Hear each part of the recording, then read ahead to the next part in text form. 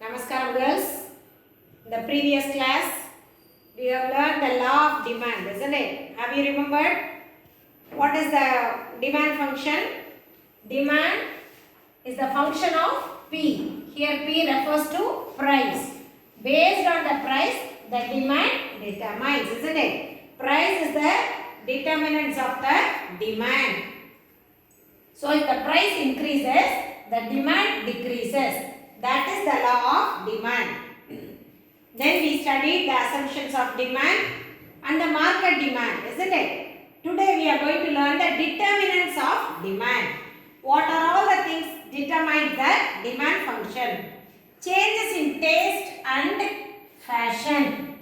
If there is a change in the taste, the demand for the particular product will be either increased or decreased. For example, almost all the people we are taking morning food as an idli, dosa and other batter food, isn't it? Now, if our taste changes into chapati or puri, the demand for the wheat will be increased instead of rice, isn't it? So, if there is a change in the taste or fashion, while you are taking about the textile industries or other things, fashionable things, even the mobile phones, isn't it? If the fashion changes, the demand for the particular product also change. Doesn't matter of the price. Changes in weather.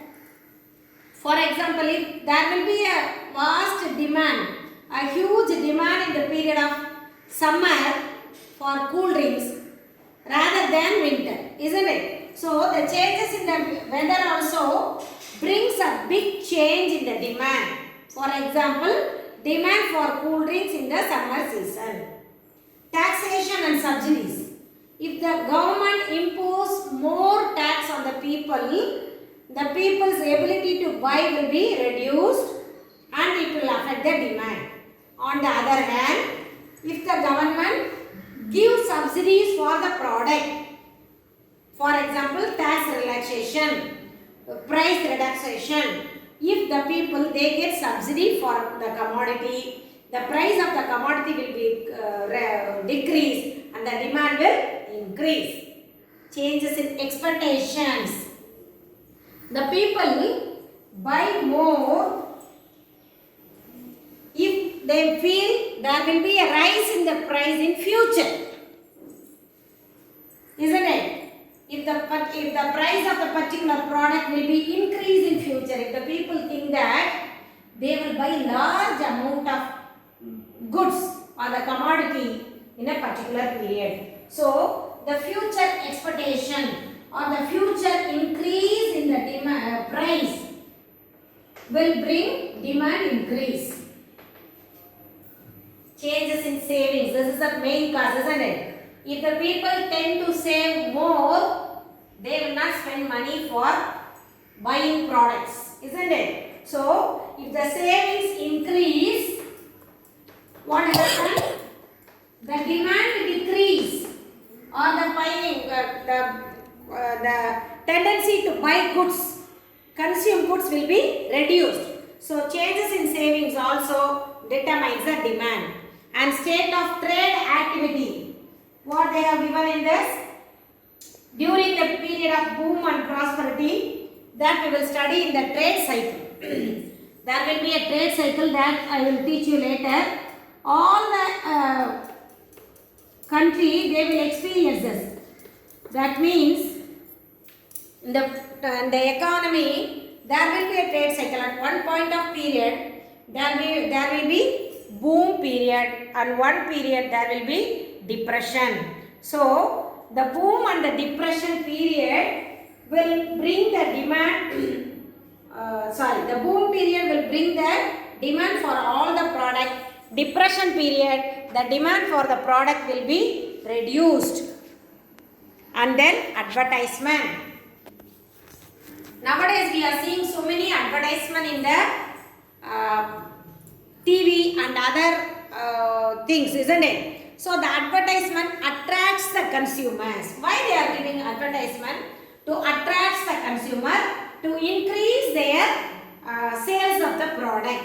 So the advertisement makes the people tend to buy new products. In the capitalist countries, the advertisement is considered to be the main tool of the sales. So that changes, the advertisement brings changes in the demand. Many of us, we attract by the advertisement and we will buy product. Though it will be new, we never consume ever before. We tend to buy new product only because of advertisement, isn't it? So the advertisement also brings changes in the demand. Changes in income, this is the main thing, isn't it? If your income changes, automatically the demand for the product will change. If you have increased income, you automatically try to consume more goods. So the income will increase the demand. The decrease in income will decrease the demand. And the last one, which is very popular in the underdeveloped or developed countries, changes in population, isn't it? If there is more population, the countries need more production. So increase in the population will bring increase in the demand. For example, take a family. If only 3 members are in a family, the demand for the products, for the food articles, whatever it may be, for the food, for the vehicle, whatever it may be, it will be less compared to the large family, isn't it? If there is more than 5 or 6 members, they have to buy more grocery items, more food products. So the population is the main determinant of demand. If there is more population, more demand. If it is less population, less demand. Do you understand? These are all the determinants of demand. Now we are going to see the exceptions to the law of demand. What do you mean by exception? Which is not considered. That is unusual. That is exception. Exception to the law of demand. What is the usual demand curve? I already taught you. What is the usual demand curve? Here we will write the price and the quality demanded in the x-axis. Usually the demand curve will be downward sloping from left to right. But the exceptional demand curve will slope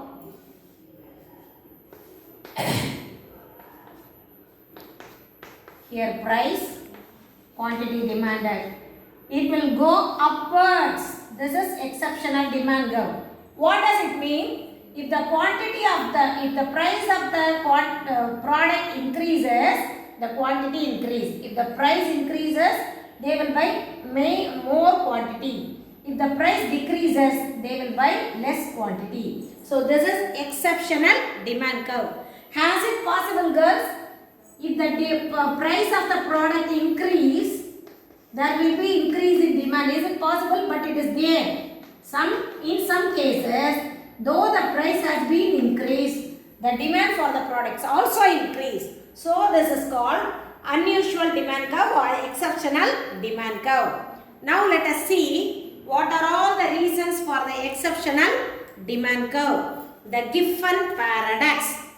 Already I told you what is the meaning for paradox. Paradox means contrary, opposite.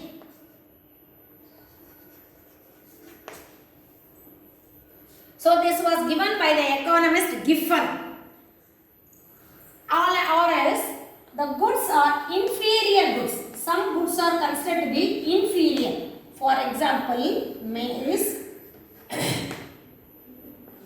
ragi and other things. In the previous days, it is considered to be the inferior goods. The people, those are very poor, they used to buy those goods, they will consume those goods. But nowadays, these goods are considered to be the superior goods, isn't it? Because of the sugar patients and other things, the doctors, they recommended to consume these wheat and ragi and other things. So, usually what is the demand for the inferior goods? If the rate of the inferior goods goes down, the demand for the product also goes down. But on the other hand, though the price goes down, the demand will be increased, or the price goes, the demand also increase. That is exceptional demand curve. Usually, if the price goes down, the demand has to increase. But the exceptional demand curve, if the inferior goods, the price of the inferior goods rises, the demand also increase. Because, for example, rice, Maggi and other products. So, it is a paradox, it is a contrary. It does not belong to the law of demand. So, it is called a Giffen paradox. And the Veblen effect or demonstration effect. Demonstration effect I already taught you, isn't it, girls?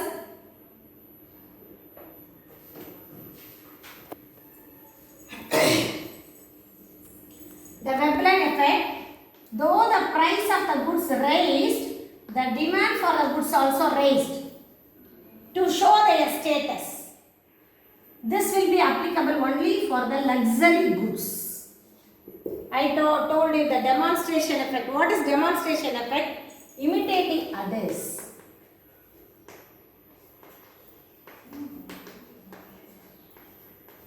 For example, you are going for shopping. You are buying a costly chudidar which costs 3,000 or 4,000.